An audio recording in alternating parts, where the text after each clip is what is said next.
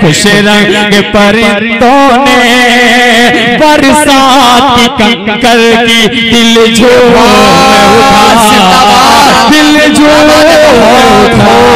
بہت عمدہ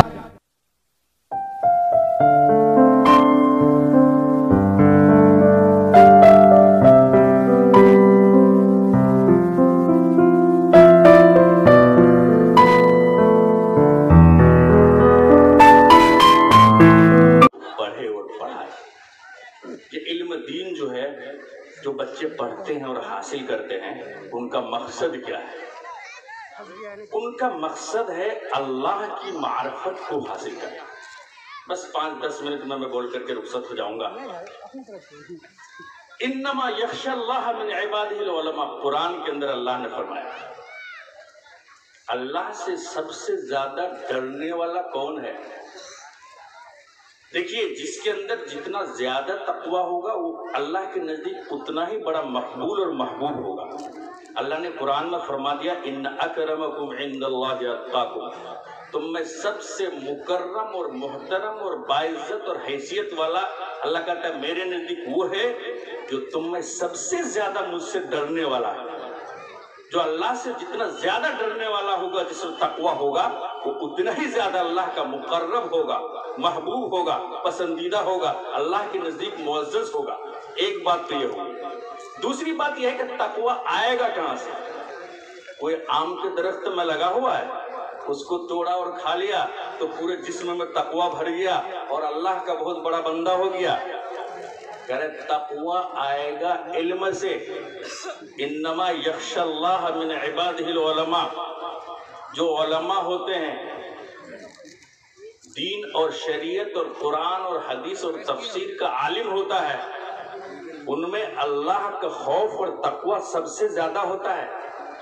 جس میں جتنا زیادہ علم ہوگا اس میں اللہ کا خوف اور تقوی اتنا ہی زیادہ ہوگا۔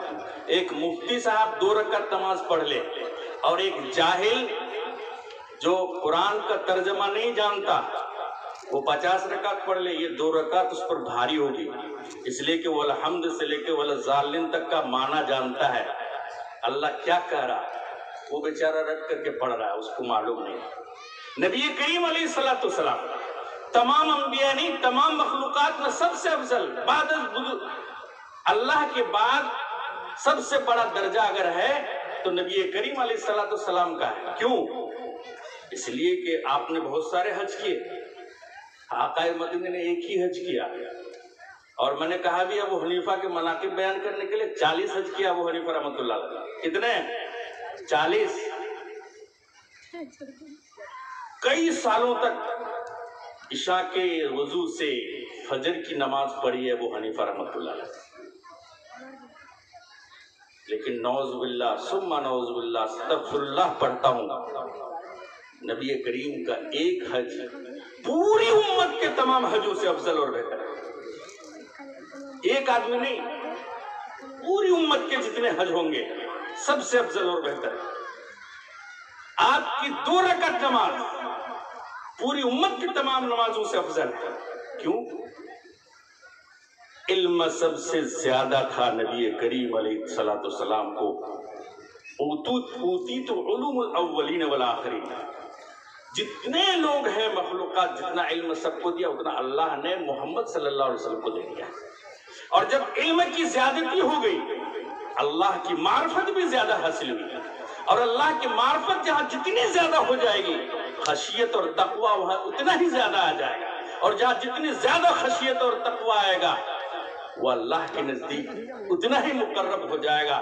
اسی لیے آقا مدنی کا جو مرتبہ ہے اور رتبہ ہے تمام لوگوں سے سب سے افضل ہے، چونکہ آپ کا علم سب سے زیادہ ہے۔ انما یخشی اللہ من عبادہ العلماء، اس علم سے معرفت خداوندی حاصل ہوتی ہے۔ عبادات کی کثرت کی وجہ سے بھلے تقرب اللہ کچھ ہو جائے، لیکن اگر علم نہیں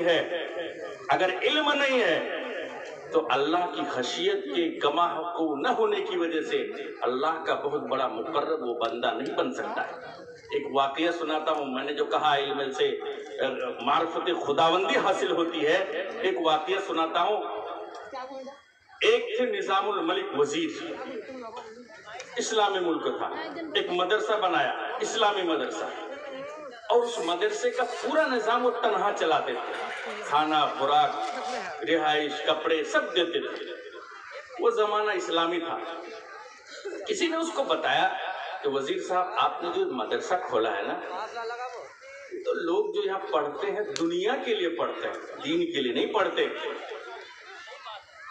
اچھا، ایک دن وہ عام آدمی بن کر مدرسے کے اندر گئے، اپنا ہی مدرسے، اور بچوں سے پوچھنا شروع کیا، بھائی تم کیوں پڑھ رہے ہو؟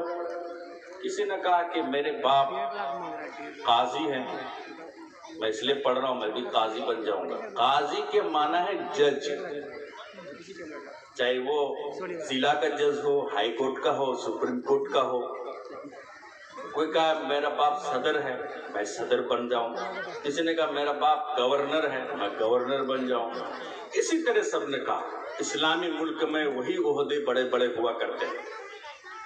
اس نے کہا کہ بھائی جس نے مجھے رپورٹ دی ہے وہ صحیح رپورٹ دی ہے، میں اس مدرسے کو بند کر دوں گا۔ جاتے جاتے گیٹ کے پاس میں کنارے میں ایک بچہ تھا، وہ غور سے پڑھ رہا تھا، کہ چلو اس بچے کو بھی پوچھ لوں۔ بلایا، او بابو کیوں پڑھتا ہے، بہت محنت کر رہا ہے تو۔